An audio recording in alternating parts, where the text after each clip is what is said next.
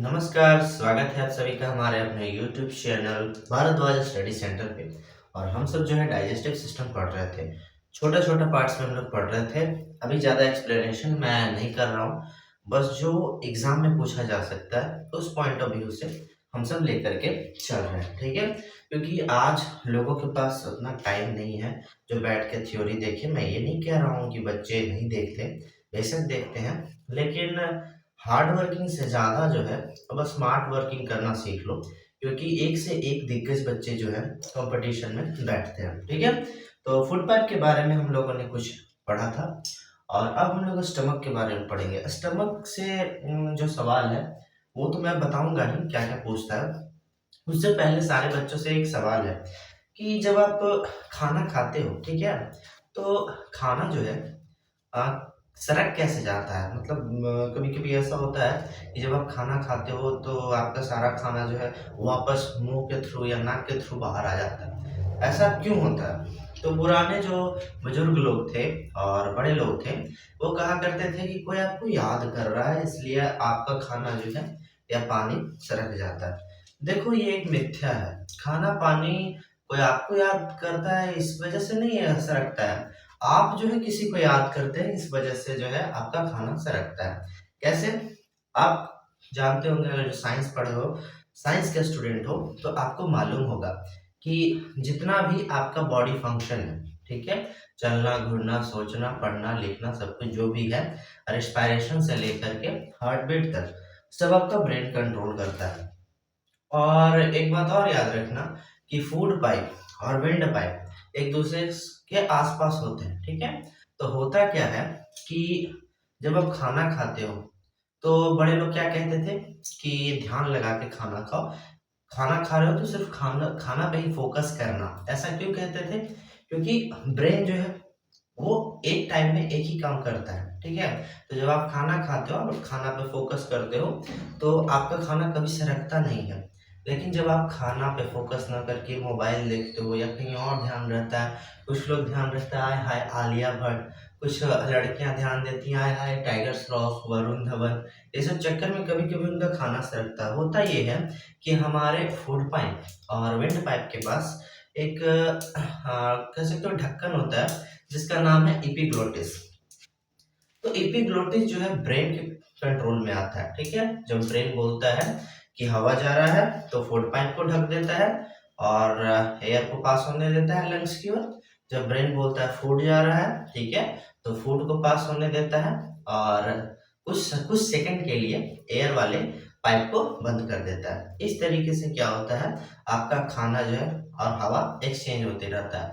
लेकिन कभी-कभी आपका ध्यान कहीं और रहता है, आपका ब्रेन कहीं और सोच रहा है, हाय! मेरी जानू कैसी होगी? ऐसा सोचता है। तो होता क्या है कि एपिग्लोटिस ऐसे समझना कि एपिग्लोटिस पूछता है, भाई क्या आ रहा है? हवा आ रहा है कि फूड आ रहा है? ब्रेन तो खोया हुआ है, ब्रेन कोई इन्फॉर्मेशन नहीं दे पाया।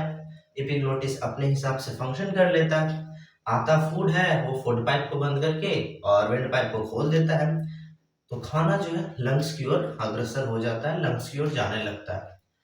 तो लंग्स के अंदर बैठा हुआ है ब्रोंकियोल्स, ब्रोंकाई, एल्वियोलाई। एल्वियोलाई ये सब देखता है, अरे ये तो टेररिस्ट है, हमारे एरिया को खराब कर देगा। तो उन लोग क्या करता है, एक एयर प्रेशर बनाता है लंग्स के अंदर और प्रेशर बनाकर सारे फूड पार्टिकल्स को वापस धक्का देता है जोर से। तो जब धक्का देता है तो सारा खाना मुंह के थ्रू, नाक के थ्रू बाहर आ जाता है और हम लोग कहते हैं क्या, ये खाना सरक गया है। तो आई होप आप समझ में आ गया होगा कि खाना कैसे सरकता है। शॉर्ट में समझा देता हूँ। ब्रेन कमांड नहीं दे पाता एपिग्लोटिस को, तो एपिग्लोटिस क्या करता है, उसको समझ नहीं आता फूड आ रहा है कि हवा आ रहा है। फूड आता है वो क्या करता है, फूड पाइप को ही बंद कर देता है, क्योंकि ब्रेन तो खोया हुआ है आलिया भट्ट और क्या क्या फलाना ठिकाना के ख्यालों में। तो फूड पाइप बंद करके एयर पैसेज खोल देता है, फूड आता है, जाना था फूड पाइप में, चला गया आपका विंड पाइप में। लंग्स क्या करता है, उसके अंदर जो एल्वियोलाई है सारे फूड को वापस धक्का देता है, खाना आपके मुंह के थ्रू, नाक के थ्रू बाहर आ जाता है और आप लोग कहते हैं खाना सरक जाता है। तो खाना सरकने का कारण कोई आपको याद नहीं करता, बल्कि आप किसी को याद कर रहे हो या फिर आपका ब्रेन जो है कहीं और लगा हुआ है। आई होप आपको समझ में आ गया होगा कि खाना कैसे सरकता है। अब हम लोग बात करेंगे स्टमक के बारे में, ठीक है। ये एक्स्ट्रा कॉन्सेप्ट था, जरूरी था बताना। स्टमक के बारे में समझना, ठीक है। प्रेजेंट इन लेफ्ट साइड, हमारे जो ये वाला हिस्सा है, ठीक है, स्टमक हमारे लेफ्ट साइड में प्रेजेंट होता है और जे शेप का होता है, ठीक है, जे शेप का। अगला मैंने लिखा है जे शेप स्ट्रक्चर, जे शेप का स्ट्रक्चर होता है। जो भी फूड है आप लेते हो 4 से 5 घंटा आपके स्टमक में रहता है, ठीक है। इसीलिए कहा जाता है जब आपने अच्छा खाना खा लिया एक बार तो 4 घंटे तक मिनिमम आप खाना को इग्नोर करो, अवॉइड करो, क्योंकि आपको आपके जो स्टमक को है उतना टाइम मिल जाता है उसको डाइजेस्ट करने में। उसके बाद आप फिर खाना खा सकते हो।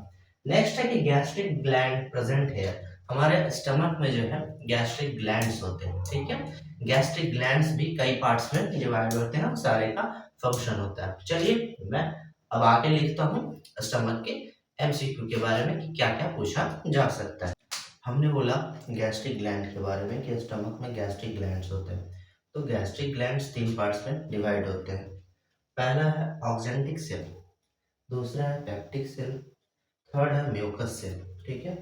ऑक्जेंटिक सेल का काम क्या होता है, आपको मालूम होगा कि हमारे स्टमक में हाइड्रोक्लोरिक एसिड फॉर्म करता है। क्यों फॉर्म करता है, खाना को डाइजेस्ट करने में जो बैक्टीरिया एंजाइम जो हमारे टाइलिन के थ्रू बच जाते हैं उसको किल करने में हमारा HCl का काम होता है, ठीक है। सेकंड है पेप्टिक सेल। पेप्टिक सेल जो है पेप्सिनोजन सीक्रेट करता है। पेप्सिनोजन क्या होता है, एक तरीके का एंजाइम होता है जो आपका प्रोटीन को छोटे छोटे पार्ट्स में तोड़ने का काम करता है, ठीक है। तो पेप्टिक सेल पेप्सिनोजन सीक्रेट करता है। नेक्स्ट है म्यूकस सेल। म्यूकस सेल का काम क्या होता है कि जो हाइड्रोक्लोरिक एसिड निकल रहा है ना, ये इतना खतरनाक एसिड होता है, पीएच लेवल 2 के आसपास होता है, कि अगर जो आप आयरन पे डाल दोगे HCl को तो लोहा को गला देता है। तो ये हमारा स्टमक के अंदर है, तो जाहिर सी बात है हमारे स्टमक को डिस्टर्ब करेगा ही करेगा। तो ये जो म्यूकस सेल है हमारे स्टमक का जो इनर वॉल है, अंदर का जो वॉल है, उसको बचाने का काम करता है। कौन, म्यूकस सेल, ठीक है। आई होप आपको गैस्ट्रिक ग्लैंड का काम समझ में आ गया होगा, ठीक है। अब मैं आपको अल्सर बताता हूँ, अल्सर क्या होता है, ठीक है। कुछ बैक्टीरिया जो होता है हमारे म्यूकस सेल को डैमेज कर देता है, खा जाता है। और म्यूकस सेल का काम क्या था, हाइड्रोक्लोरिक एसिड से बचाना। तो जब हमारा म्यूकस सेल डैमेज हो जाता है तो हाइड्रोक्लोरिक एसिड क्या करता है, हमारे स्टमक के इनर वॉल को जलाना प्रारंभ करता है। तो एक घाव फॉर्म करता है, ठीक है, हाइड्रोक्लोरिक एसिड की वजह से। उसी घाव को, उसी जख्म को, उसी वंड को हम लोग बोलते हैं अल्सर, ठीक है। कौन सा बैक्टीरिया जो है म्यूकस को खा जाता है, नाम देख लीजिएगा, एच पाइलोरी बैक्टीरिया, ठीक है। एच पाइलोरी बैक्टीरिया क्या करता है, म्यूकस को खा जाता है, जिस वजह से अल्सर फॉर्म होता है। मोटा मोटी समझिए एक वर्ड में कि अल्सर क्या है, एक घाव है, एक जख्म है जो म्यूकस सेल के डैमेज होने से हमारे इनर स्टमक में बनता है। वीडियो की लेंथ थोड़ी लंबी हो रही है, वीडियो को यहीं पे रोकता हूँ और इसका 6-7 पार्ट छोटे छोटे करके मैं ले आऊँगा और पूरा डाइजेस्टिव सिस्टम आपको खत्म करा दूंगा। तब तक के लिए जय हिंद।